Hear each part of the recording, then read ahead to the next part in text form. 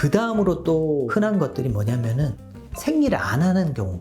가임기 여성이 생리를 안 한다 한두 달, 일단 임신 여부를 강력히 의심을 해봐야 돼요.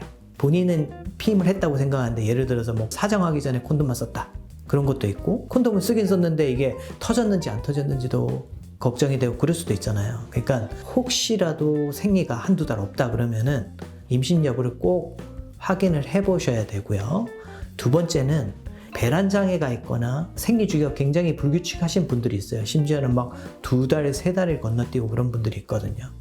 이제 젊은 분들한테 많이 생기는 병이 뭐냐면은 다낭성 난소 증후군이라고 해서 난포가 굉장히 많이 생기는 병이 있어요.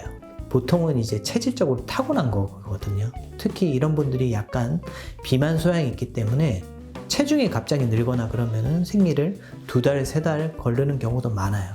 이렇게 갑자기 불규칙하게 생리 패턴이 바뀌고 그러면은 산부인과 진료를 꼭 받아봐야 되겠죠. 다낭성 난소증후군이 의심이 되는지, 다른 기질적 원인은 없는지, 경우에 따라서는 이게 아니라 아예 나이가 됐는데도 생리를 없다, 생리 자체를 안 했다 그러면은 다른 염색체 질환이라든지 그런 것도 꼭 확인을 해봐야 되거든요. 생리가 불규칙하거나 생리 패턴이 갑자기 급격하게 건너뛰거나 그러면은 질환들이 있을 수가 있기 때문에 꼭 산부인과 진료를 받아보셔야 돼요. 지금까지는 이제 출혈에 대해서만 정상 생리 여부를 확인을 했는데요. 이제 통증에 대한 얘기도 한번 해볼게요. 정상적인 생리는 임신이 안 되게 되면 자궁 수축이 일어나서 자궁 내막이 쓸려 내려오는 게 정상적인 생리인데, 쓸려 내려온 과정에서 통증이 생기거든요. 생리통이 어느 정도 있는 거는 일반적이긴 하지만은 생리통이 너무 심해서 하루에 뭐 3알, 4알 이상을 먹어야지 내가 생리통이 컨트롤이 된다, 응급실로 가거나 산부인과 외래로 가셔가지고 진통제를 맞아야지 어느 정도 컨트롤이 된다, 비정상적인 생리라고 보는 게 맞아요. 생리통이 이 정도로 심하다면은 원인이 뭔지를 확인해 봐야 되거든요.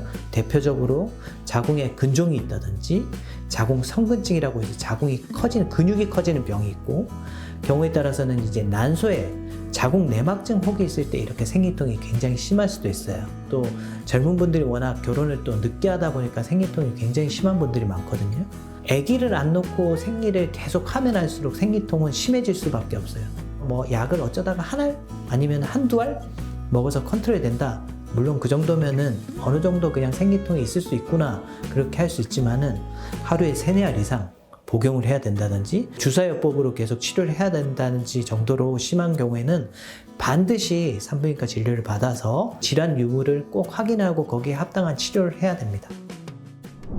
기타 그 이외에 내가 생리가 다른 사람들이랑 완전히 다르다, 뭐 생리량이 너무 작아서도 문제가 될 수도 있거든요. 많다는 걸 모르고 오랫동안 계시는 분도 굉장히 많기 때문에 사람들이랑 좀 다르다는 거를 알고 계셔야 되고, 생리량이 많거나 생리통이 심한 분들은 꼭 산부인과에 가셔가지고 다른 질환 유무를 꼭 체크하시는 게 중요할 것 같아요. 특히 부정출혈이 있거나 그런 분들도 반드시 검사를 받으셔가지고 초기에 질환들을 치료할 수 있는 게 제일 중요하거든요. 조기 치료가 정말 어떤 수술이라든지 시술을 갖다가 최소화할 수 있는 가장 좋은 방법이기 때문에 항상 관심을 가지시고 의심이 될 때는 반드시 산부인과 진료를 꼭 받아보시기 바랍니다. 감사합니다.